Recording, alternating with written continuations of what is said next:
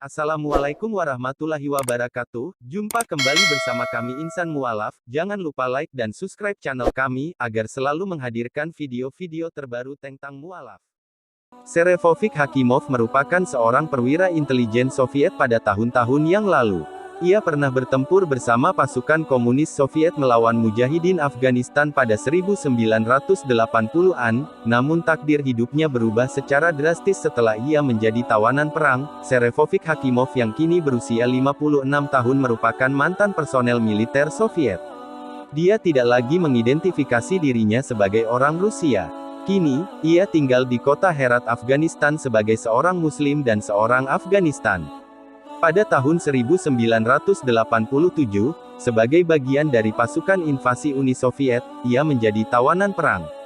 Saudaranya, Alexandre, adalah seorang wakil Rusia di parlemen negara itu, dan saudara perempuannya, Mabuba, bekerja sebagai penasihat militer Soviet. Orang tuanya juga pejabat tinggi di tentara Soviet. Ayahnya, seorang etnis Armenia, adalah seorang jenderal dan ibunya, seorang Yahudi Ukraina, bekerja untuk intelijen Soviet. Pada tahun 1984, Hakimov dikerahkan ke Afghanistan sebagai perwira intelijen militer Soviet.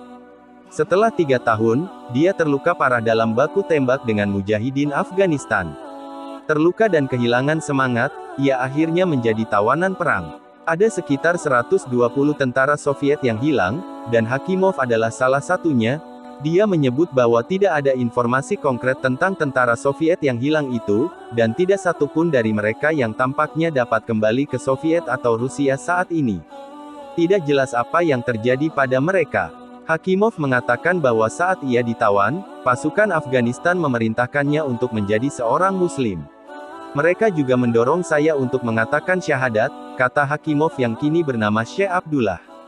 Saat mengucapkan kalimat syahadat, Hakimov berpikir bahwa Nabi Muhammad akan datang dan menentukan apa yang harus dilakukan dengannya. Hakimov tidak menjadi seorang Muslim sampai ia bermimpi di mana seorang pria berjanggut putih juga menasihatinya untuk masuk Islam.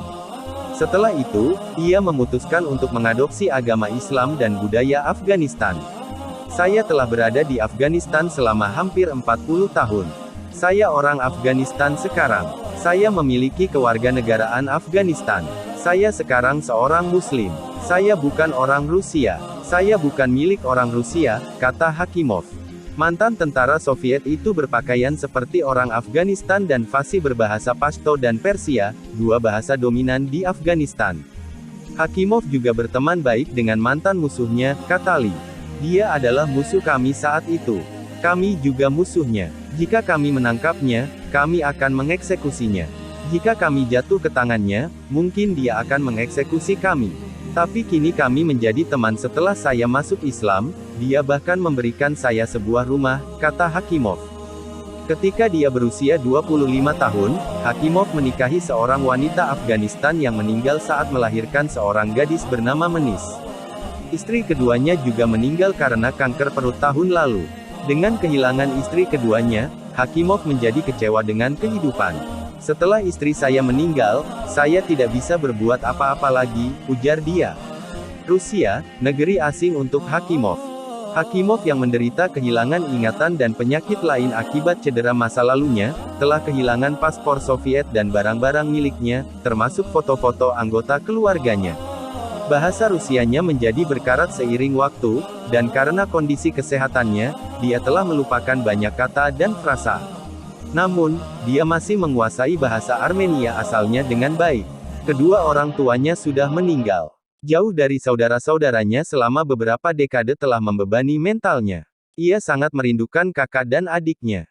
Kami adalah manusia. Mustahil untuk tidak merindukan mereka, kata Hakimov.